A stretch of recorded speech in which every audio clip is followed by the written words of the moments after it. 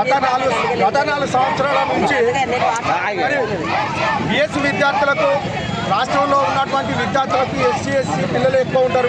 మరి వారికి ఫీజులు చెల్లించకుండా ఈ సాధగాని ప్రభుత్వము మరి కాంగ్రెస్ ప్రభుత్వం ఎక్కిన కాంచెలు కూడా విద్యార్థులకు కూడా ఫీజులు చెల్లించలేని దుస్థితిలో ప్రభుత్వం ఉందంటే ప్రభుత్వం వెంటనే కూడా ఈ బిఎస్ మరి బకాయిలు మొత్తం కూడా చెల్లించాలి.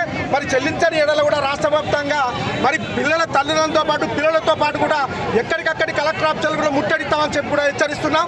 దానిలో భాగంగా విద్యార్థులు స్కూల్ యాజమాన్యం మొత్తం కూడా విద్యార్థుల స్కూల్లో రావద్దని చెప్పి ఇప్పుడు చెప్తే పిల్లలు చాలా ఆగమయ పరిస్థితిలో ఉన్నారు.